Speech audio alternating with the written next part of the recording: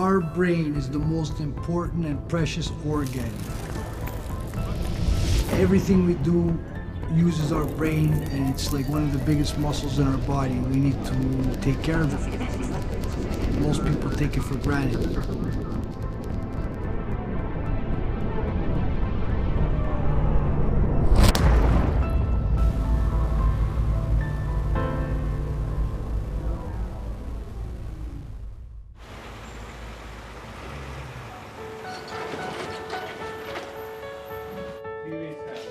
Okay, right here. It's gonna take me a while to get it the way I want it. But I think as long as I go slow and just take my time, things are gonna be okay. My name is Derek Forsyth. I'm a brain injury survivor. There are a lot of us. According to the World Health Organization, brain injury is the leading cause of death and disability worldwide. An estimated 5.3 million Americans are living with brain injury. In Canada, there are 452 new brain injuries every day. Brain injury is 44 times more common than spinal cord injury, 30 times more common than breast cancer, 400 times more common than HIV and AIDS. Brain injury can happen to anyone, anytime, anywhere. Grew up in a small town called Tofino, and I was a pretty regular kid. I spent my time on the beach, building rafts, fishing, canoeing, camping, sailing, from when I got to grade 12 and graduated. I got a job as a dive tender through one of my friends, and I started working on the boat. I actually had my diving ticket, and I was influenced by the boss of the boat to go diving for gooey ducks. And I said, okay, I'll do it. And I didn't want to do it because I didn't have any experience in it. And I was really hesitant.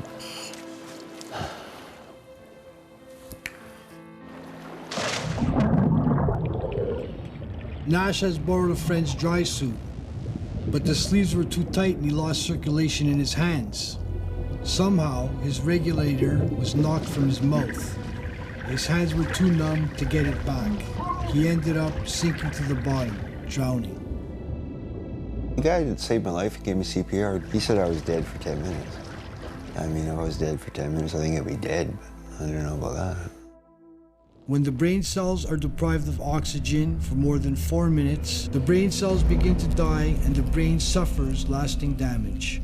It's only as people begin to pick up the fabric of life do they begin to see that they have challenges that they never experienced before.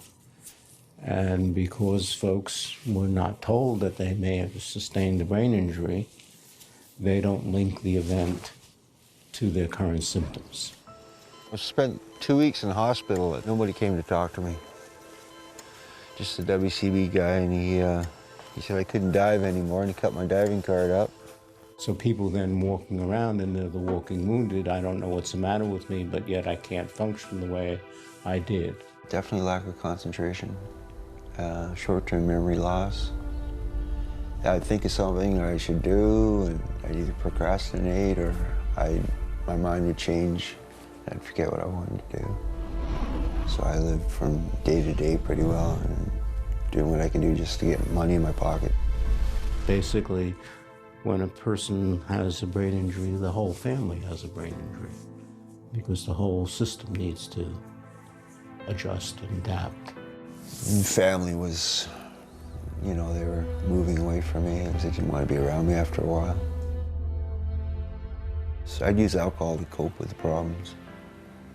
I drank a lot of it. Oftentimes, folks after a brain injury become dysregulated, so they're more likely to have temper outbursts or, become very agitated for no apparent reason. Prior to their injury, these people would have been very calm and I wouldn't say docile, but like you and I. Hearing voices. Well, you think it's real, right? You think people are really talking to you. And they're playing games with you, head games and stuff. It would agitate me. I would get angry, not at the voices itself, but as to what they were saying. See you lash out, and I was wrong about all that.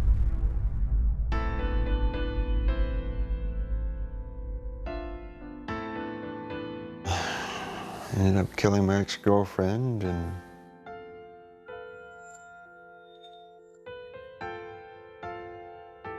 You know, 9 out of 10 relationships don't last after a catastrophic life-changing experience like this. And so, I mean, she couldn't take it anymore.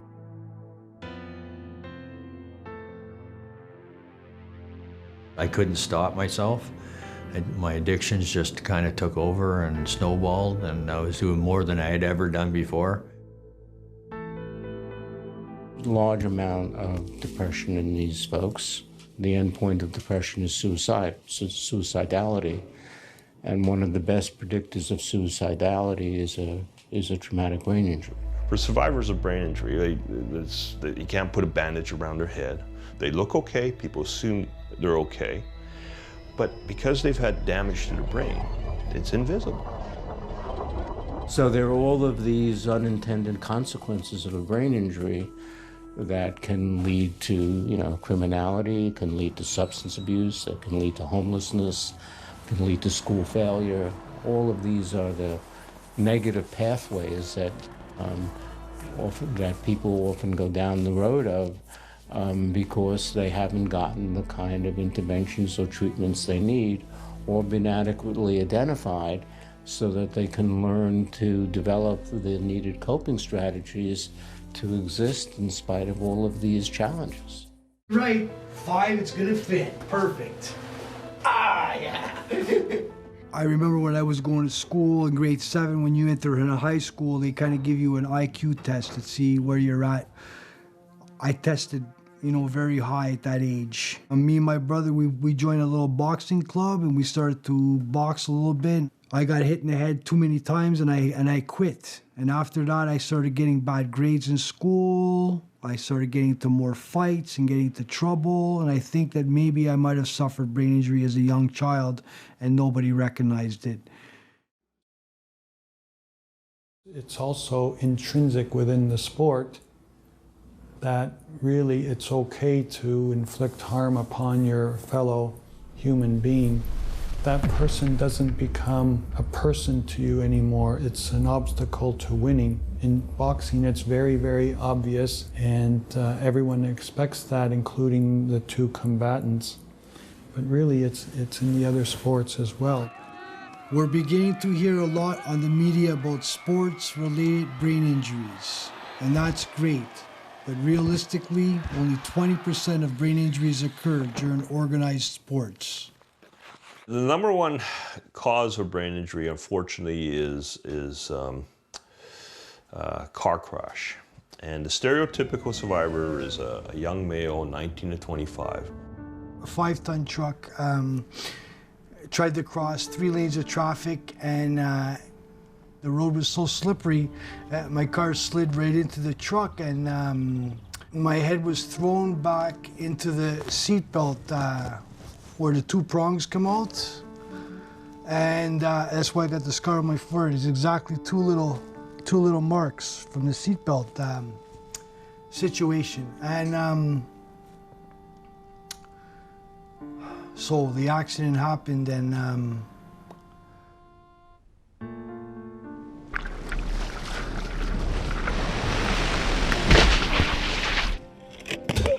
you expect direct blows to the head like these to cause brain injury, but you don't need to be knocked unconscious for a serious brain injury to occur.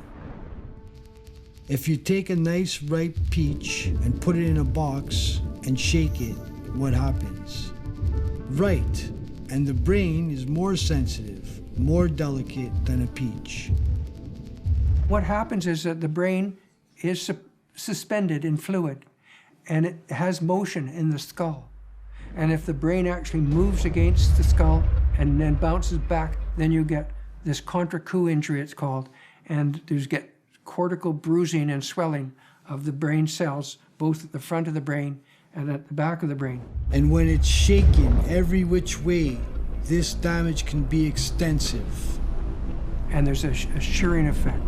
There's a disconnect, totally disconnect, of the nerve cells speaking one to the other.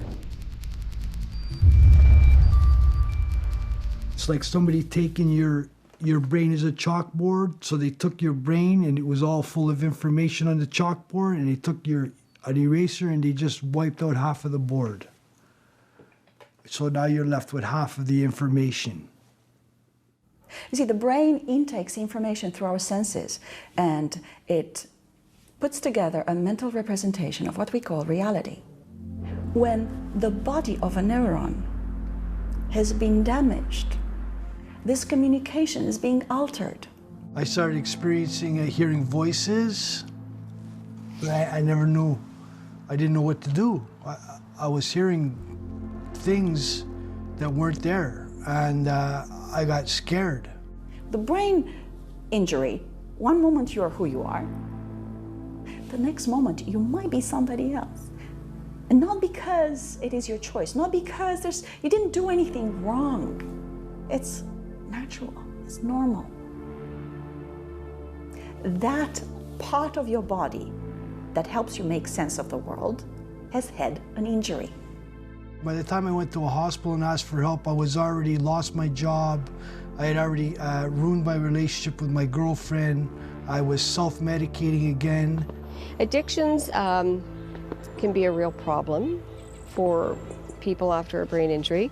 Their relationships can tend to isolate and fall apart, and so they gravitate to a different population, a different culture where they can be accepted. Often that self-medicating becomes a way to deal with the pain, and they just don't fit in anymore. They feel like they don't fit in. They feel like they don't belong.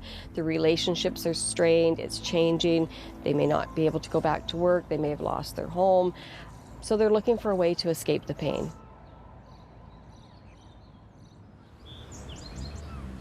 Professor Jenny Ponsford is the director of the Monash Epworth Rehabilitation Centre in Australia.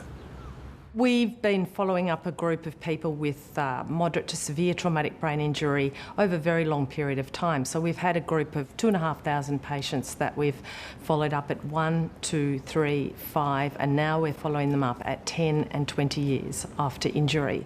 So it has given us an opportunity to get a long-term perspective on their experiences. A very significant proportion are experiencing changes in their cognition or their thinking and their behaviour. So most commonly they would be problems with memory, with concentration, with speed of thinking. They also experience long-term difficulties with planning and problem solving. I struggle to do the things that I know I like doing, I know I used to like doing. And they can also have difficulty thinking of words in conversation quite commonly. I also struggle with shopping. And I even have some of my friends that say, oh, it's not that hard, like you're just feeding yourself. You know, you don't have a brain injury. You don't know. You know, it's hard to go into the store and buy those foods. My head's like swimming. But they also have difficulty participating in leisure activities, and they can become quite socially isolated. Okay, I have a car, I can go anywhere I want to go, but I don't. I pay car insurance every month, and it just sits there.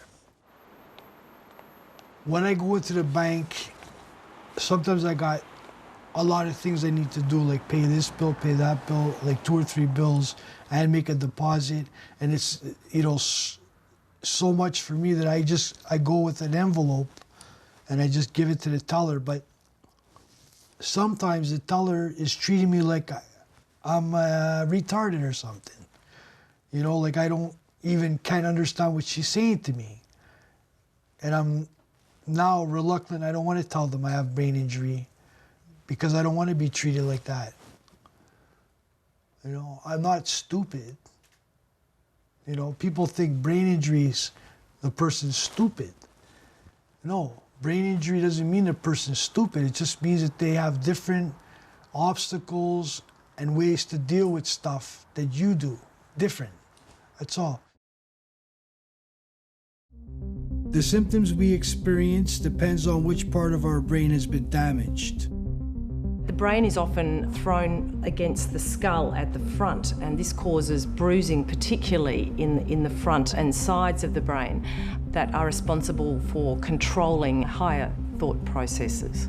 That front part of the brain is also responsible for controlling and monitoring our behaviour. So people with brain injuries commonly experience irritability, a low frustration tolerance, tending to feel more emotional and have mood swings. My husband had a frontal lobe injury, and so his personality was completely different. He was a cowboy, macho, type guy. He was a police officer. He'd been a traffic police officer for his entire career.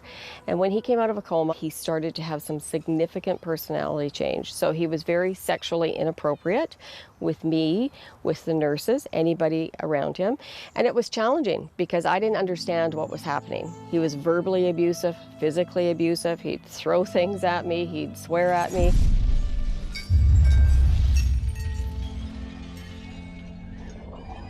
Frontal lobes are like the central processing center of a computer. So all human activity is regulated by the frontal lobes. Everything gets regulated there. So if there is some damage to that central unit, it's going to affect everything. The limbic system in our brain controls our emotions. If the connection between the frontal lobe, the control center, and the limbic system is damaged, there's a much greater chance of aggression with very little provocation.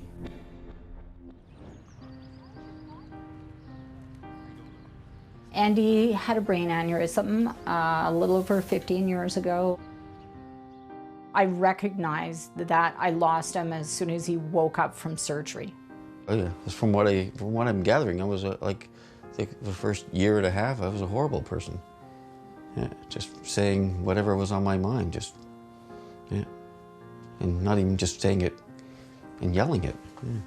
Just the filter is gone, and so we lots of times we say how we feel. Like if we're in a rage, well, let's just blast it out. Yeah, yeah. My filter is shot. I often think that brain injury is more impactful to the family members than the actual survivor. They basically say, well, there you go, take him home. They'll often be the subject of the abuse, and they have to try and not take it personally. And that's extremely challenging and difficult. You just be the wife and the mom. We'll take care of him. And I finally had to say to the occupational therapist, is like, how do I be the wife and the mother when he can't be the father and the husband, right? It was like, I said, we're like in this Broadway play. We've been this same actor and actress for 15 years in this play. And well, we don't need to rehearse every day. We know what our lines are. We know what the other person is what their response is going to be. But I said, if you could imagine that one night that leading man shows up on the stage and he doesn't say his lines anymore the way he did, doesn't give me my cue, how do I, as the leading lady, play my part? Of course, our marriage didn't work because when I came home, there's a lot of things. The world is a very noisy place. The phone's ringing, cars, and talking, just everything is, all of a sudden you're just overwhelmed. So I became a very angry person, very difficult to live with. He did eventually have to leave the home. We both recognized that that was best for him.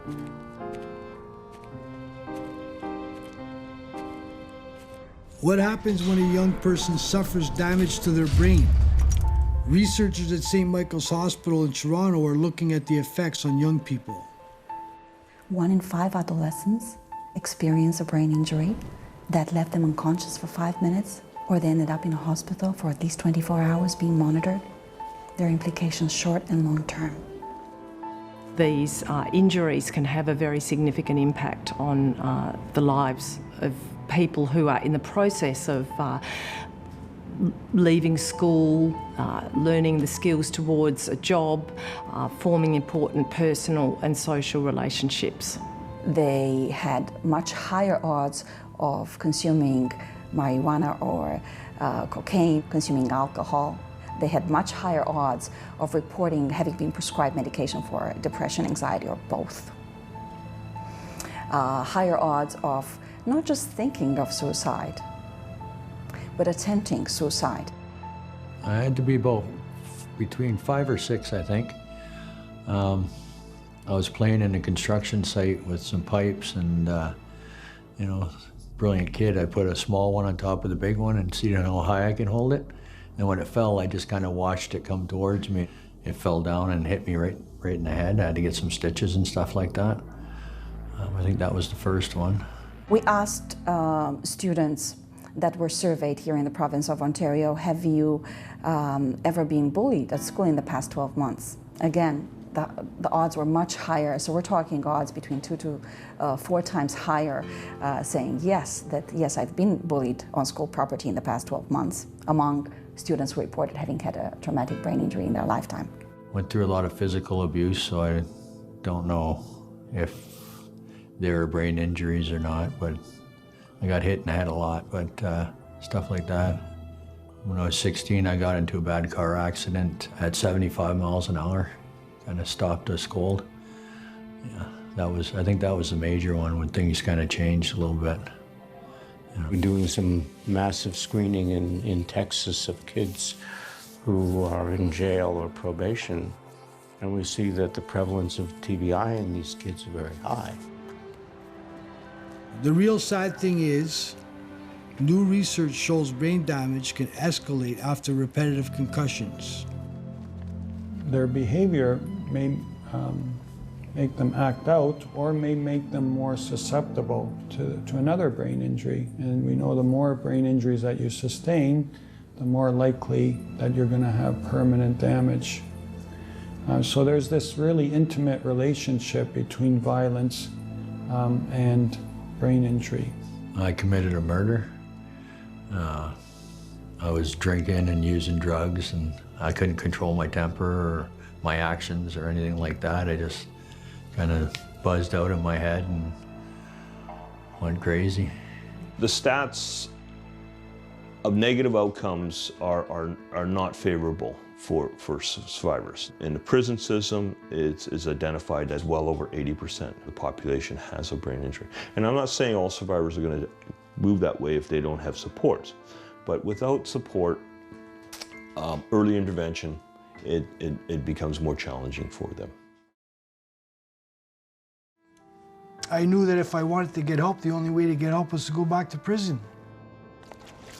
I'm hurting, I don't know what's going on around me now. I'm homeless once again, and I go do a stupid crime, you know? Who's gonna go into a donut shop, you know, with your face on the camera, your car's right outside with the plates, you know, hello, Canadian's dumbest criminal.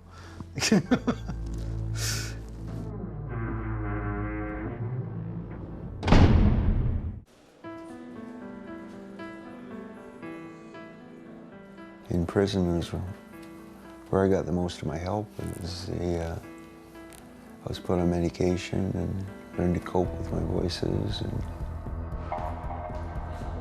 when I got into prison, they started to do like the testing, and I got diagnosed with the brain injury, and I finally was like, wow, like, okay, I can finally put something named to it and start to deal with it. And I met the psychologist, and then I started getting real help from her. She referred me to the Brain Injury Society, VBIS. after I got put on medication, there was a light came shining through, and I developed more of an interest in redirecting myself.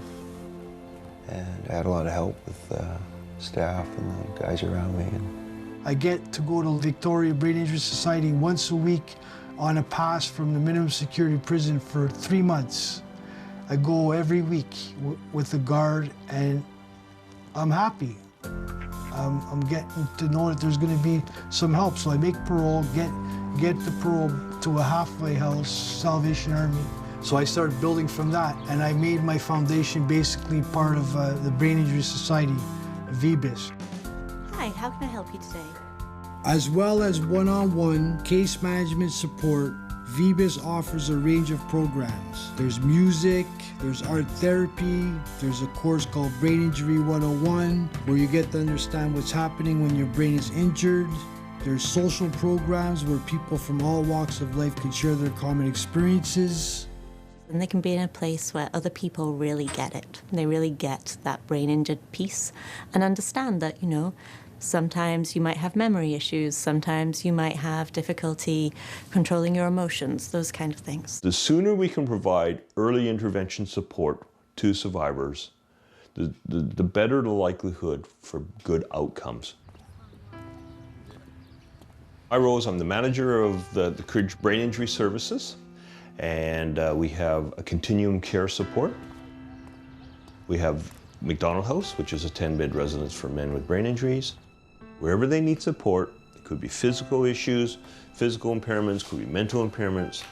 Our role is finding what the strengths are for the survivors, identifying where their weaknesses are, or they may need support, and we support accordingly. When I first moved in here, the CNIB brought these goggles. One is completely blocked out. The right side? Yeah. Yeah. And the other has a pinprick in it. That imitates what my eyesight is. From my accident, there's scar tissue around the optic nerve. They put a staff member in my wheelchair wearing the goggles, and she tried wheeling around and she just didn't make out very good.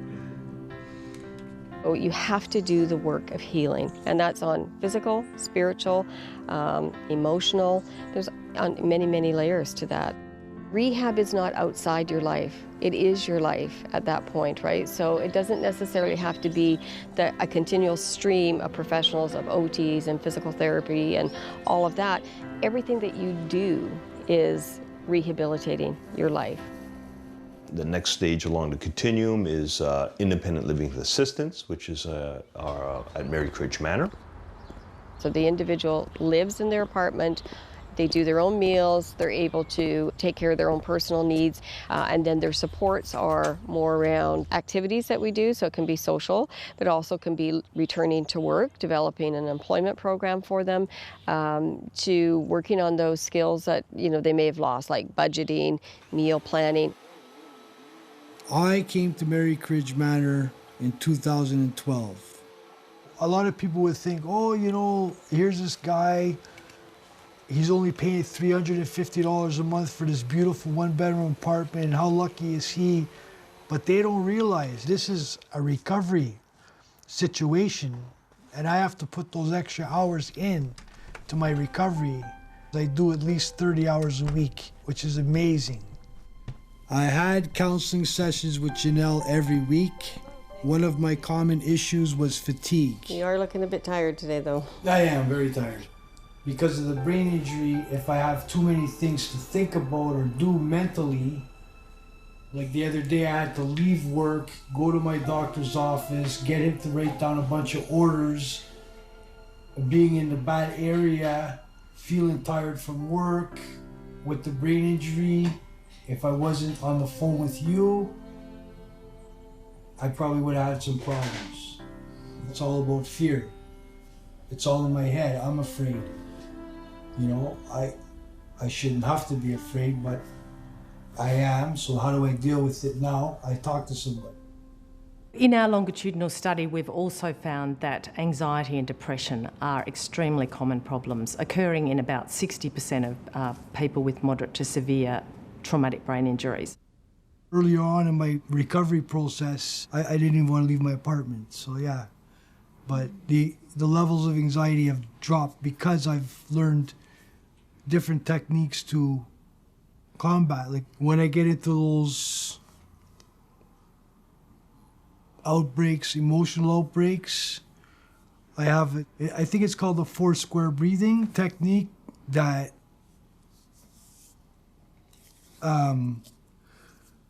Janelle gave it to me. I couldn't remember her name now. See, that's the brain injury. I've been seeing this woman for a year now. I just forgot her name, but yeah, now I know what was her name? Janelle, sorry. Yeah, so Janelle gave me this technique to breathe. And it works. Breathe in to a count of 4. Hold your breath for 4 seconds. Do 4 breathing out. So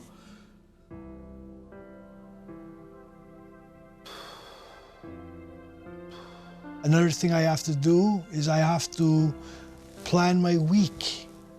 Because if I don't plan my week, I have this little squirrel running around in my head, and he'll bring me somewhere that I don't want to go if I'm not following my schedule.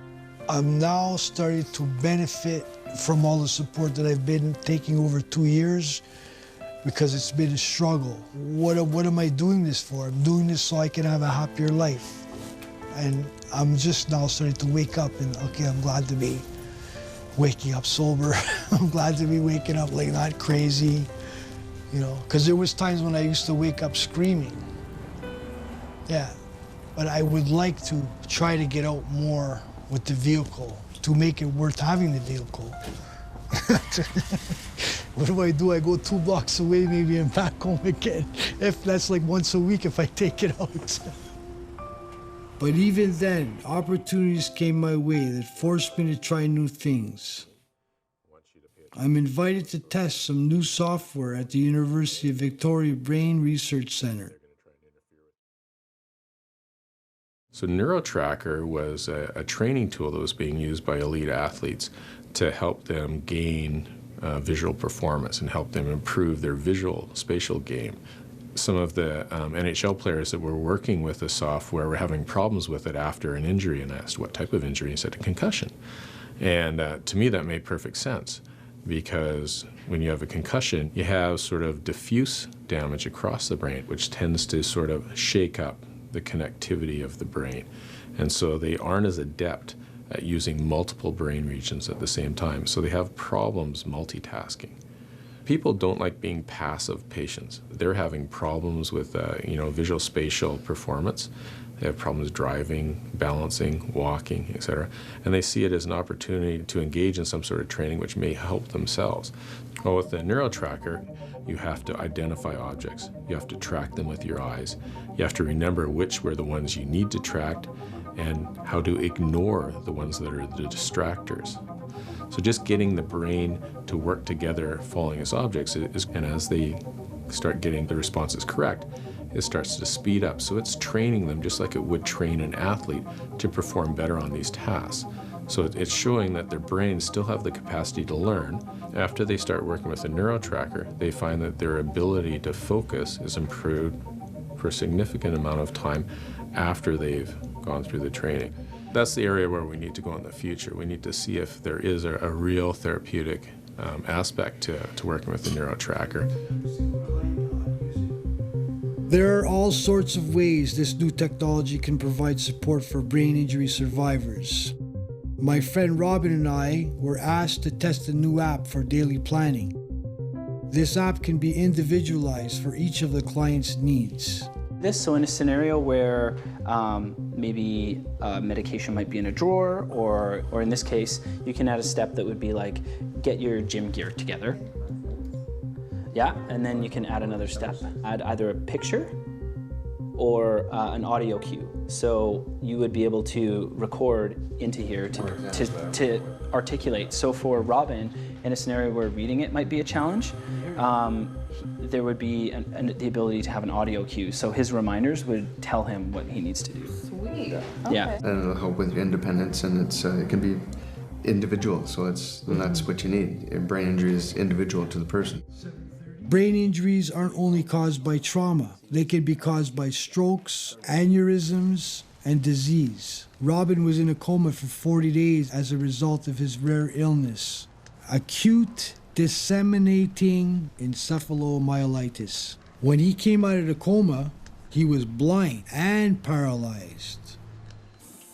Robin now takes the lead in a new employment program of the Cridge Brain Injury Services. The purpose is to help us with our independence, to help us give us hope for the future, and to give us ideas on how to work together as a team. And the KALE project is a business started for brain injury survivors. Survivors don't want to be sitting around their house in their room, isolated from community. They still have a want to give back. KALE Kings has been a very rewarding project that we've just started. We designed research and development products that have kale in them, which is the healthiest food on the planet, guaranteed. We started up as a cottage industry and trying to find employment opportunities, legitimate employment opportunities for our survivors based on what they're able to do, what they're able to contribute, and provide a good product. We don't want people buying kale crackers just because it's for survivors of brain injury, but we want them buying kale crackers because it's the best kale cracker that they've ever had. One of the comments we had at the market was that they tasted a little too healthy, which said, okay, humans prefer something sweet. So we designed these chocolate fudge kale cookies to cater to their needs. The independence part of it is very important for us to give us hope for the future, for employment. I mean, I'm sure none of us want to be on disability. We all want to pay taxes. We all want to be a positive, productive member of society and provide for our families. Alicia's the only one of our group that can count to 8. That's why she's on this. And see how good she's getting at ignoring me? That's a skill. Is she laughing? I hope so. She knows I'm teasing her. I don't get the full-time job because I can't handle it. I have to understand that now. Instead of letting ego, I'm a man, I can work 8 hours a day, I can do it. No, I have to say to myself, okay, you're not ready, and accept it, humble myself. When I first started working at the garage, I didn't even know how to change oil on a car, or even what kind of oil goes in the vehicle. And now I can do a complete servicing on a vehicle by myself, and yeah, some repairs too. And so far, so good. But for us brain injury survivors, reintegration into society is never smooth. I had a head injury when I was 4 years old, so my family has always seen me that way. And then I've had 3 more down the road. And even though they've been told, you know, that I have a brain injury and I have certain problems, they refuse to really get it. And so I got this email saying today, Karen, I'm surprised you're able to concentrate long enough to put together an email like this, considering how everyone tells me how much brain damage you apparently have. You seem to have no problem remembering all of a sudden. So which is it? So who are you trying to fool? I've told them that I need help to write an email, and I don't want to talk people into I'm brain injured. I want them to work with me, like I have an invisible disability. I feel like I get penalized. You know, I just want to have a big poster board with everything that I can and can't do, because, you know, the more you try to explain to people, the more that they think that you're, excuse the expression, but retarded. Out of curiosity, I looked in the dictionary and I looked under the word brain injury. And this is what I found brain injury to say in the dictionary. Insanity, madness, craziness, mental illness, loss of touch with reality, mental instability, daftness, rabbitness, like I got bit, rabbitness, mental deficiency. No wonder. If you tell people you have a brain injury, they just run away or they're scared. Like, no wonder, you know? I remember bumping into an old friend once, and he had his young son with him, and he said, "Oh, geez, Andy, I haven't seen you in years." I said, "I know." I said, "Well, I've been, you know, I suffered a brain injury, you know, a few years back, or a couple of years back." And right at that moment, I'll never forget, he sort of pushed his son, like, behind him. Like, you know, I'm not Frankenstein. I'm like, you know, yeah. Of course, the best outcome is to keep the family together, but this is not always possible. Andy and Lisa found a way to maintain a friendly, supportive relationship, even though they are no longer married. It was about survival. That's basically what it was. I had to do what was best for him and what was best for our daughter. So I focused on ensuring that they had a really strong relationship. I wish I could have been, you know, wish I could have been dad, right? But you know, they're,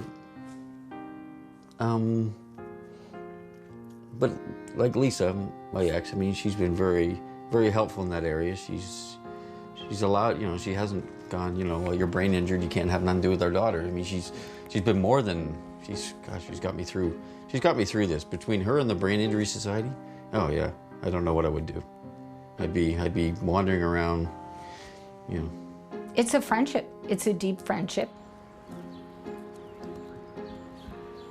His spirit, his energy is still all there. He didn't lose that. We're lucky. About 5 years ago, we all went up to Mount Washington.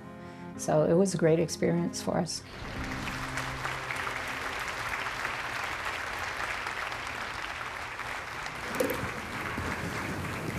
Hello, my name is Derek Forsyth. A little nervous, my hands are sweaty.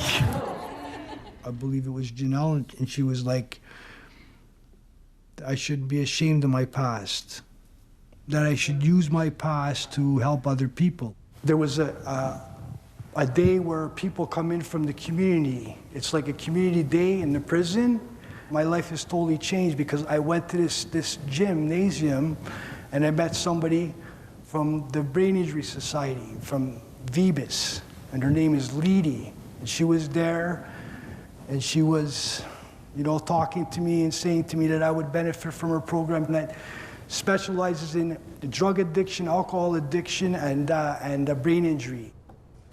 So the first thing I understood is this is broken. And this is broken in a way where I can't even listen to this. I have to listen to other people. I've been sober now for 5 years, and just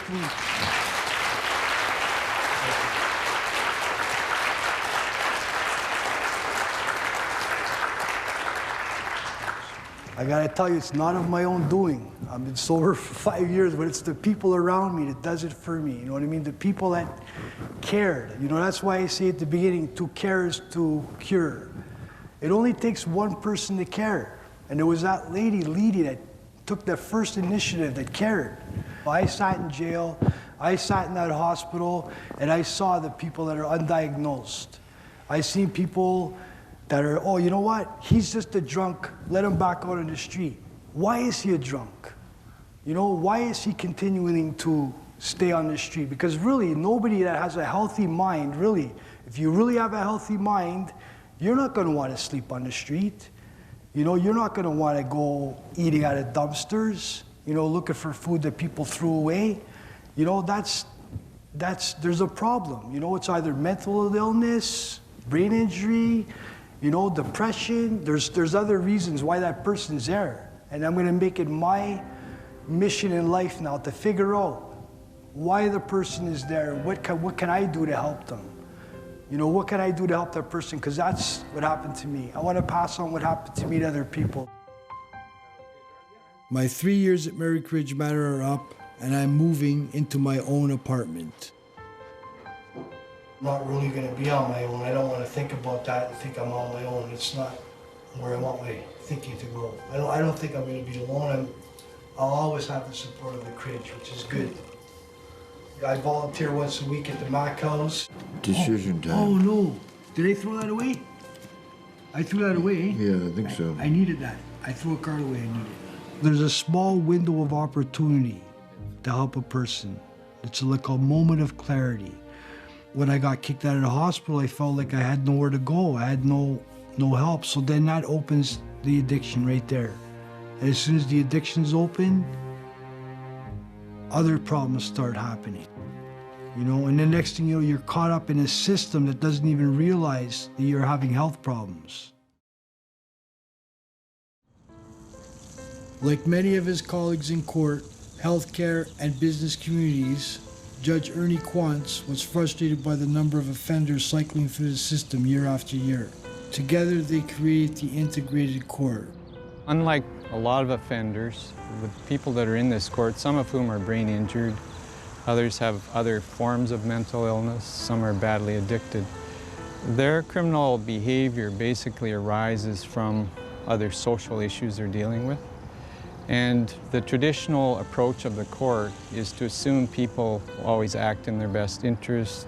They can be deterred by a sentence. And when someone is so unhealthy or so injured, that simply doesn't work, and you need a different approach. With the offender's consent, the lawyers, probation officers, police, social workers, caseworkers, and health workers all sit down before the court to discuss the case and come up with a plan to actually help the offender and even change their lives and keep them out of jail. What if we're looking at more jail and he loses his housing because he's going to end up sitting in jail for a while? Then what do we do? Then he's homeless, and that's a problem because we all know he was stabbed before when he was homeless. He can't make it on the streets. So if we can get him back on track and make sure we secure his housing, then we can get Holly to work with him on further treatment options. But we got to make sure he's safe first before treatment's even going to work. What about some community work service? Maybe he could do some work in the garden and get back into doing things. At the He can community volunteer garden. some hours at the community gardens. For the record, Your Honor, Stam Initial J, counsel for the accused, Mr. Smith, who's present before you in custody. This matter is for disposition today, and we're ready to proceed. My instructions are to waive formal reading of the information and enter a plea of guilty to count 2. That's the theft under? Yes, theft under. And Ms. Pentier, you ready to proceed? I am. Thank you, Your Honor. John is brain injured. He is extremely vulnerable, and he needs his housing. He was stabbed and almost died last year. He hears multiple voices, and he is extremely frustrated by the voices. He gets bullied on the streets as well. So he needs his housing. The Crown is also seeking money management and a curfew of 10 p.m. to 6 a.m. daily, because that would assist him with his comportment in the community. The sentences are different, so they include money management, which means you don't get your social assistance check in one lump sum. So the drug dealer has it by 3 o'clock that day. It's divvied up depending on your needs. There's authority for the ACT workers to require them to come to court for reviews.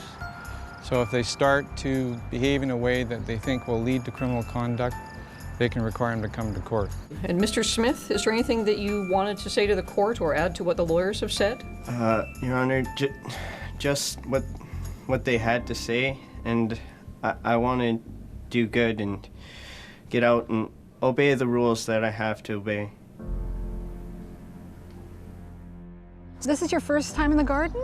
Yes. Okay. Yes, Do you have any kind of gardening experience? no, maybe just a little bit with a little garden, not much. Not much, okay. So do you know that this is a tomato?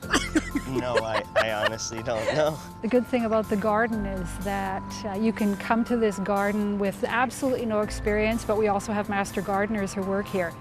Do you see in the middle here? Mm-hmm. There's these little leaves that are in between the middle. Those are going to grow like crazy. What has happened with integrated court and what has happened with this garden is that we have judges coming out to our garden, working alongside these folks. We're all gardeners, you know, we're not judge and ex-probation officer, we're all gardeners here and we're all learning together. And I think there's a strong argument to be made that you shouldn't be a judge or a prosecutor unless you've had the experience of dealing with people in the community. There hasn't been a formal study yet, but 2/3 of the offenders that have been through integrative court are no longer supervised. They're out of the cycle.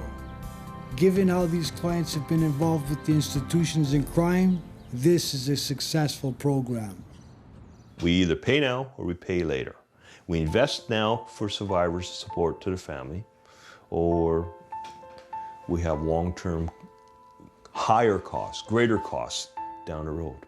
And if we look at basic cost savings and the value of community supports, the math is very, very clear. In hospital, the average cost is $1,500 per day. Residential care is $260 per day. Supported housing is $80 per day.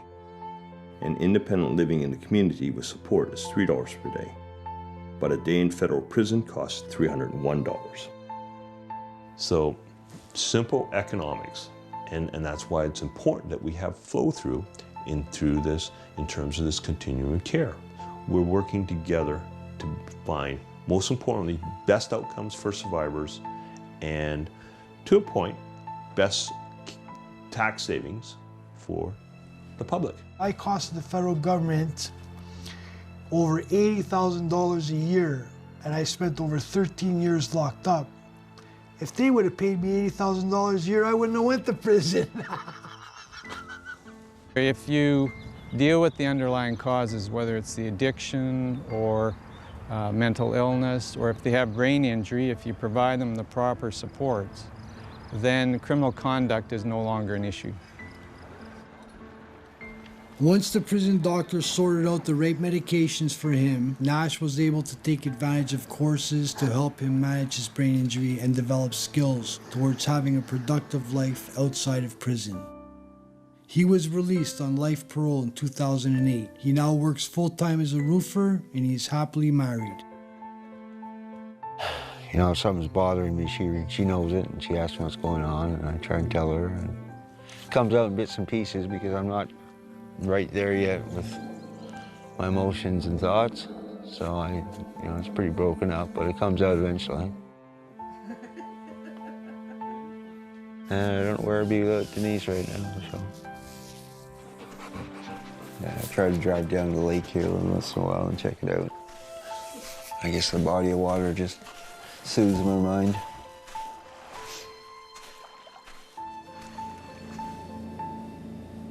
The medication took the voices away, but I was left with the ringing in my ears. If I'm out in the woods or by the sea, I don't have the ringing. If it becomes unbearable or too much, I know that I could just go down to the water and it'll go away.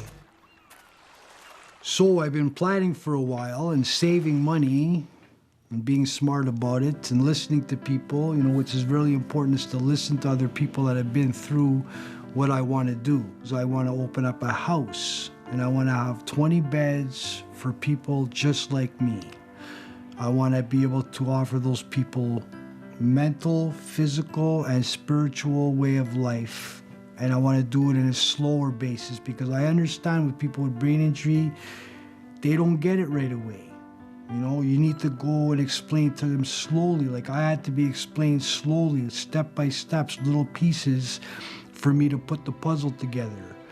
If you throw me a puzzle box full of 1,000 pieces, my brain injury tells me this is too hard of a puzzle and I'm gonna throw it in the garbage because it's just too much. But if you come to me with a little handful of pieces and tell me if you put these pieces together, you will eventually get this picture, then I can understand it more better and it gives me more hope. And that's what I want to give to other people.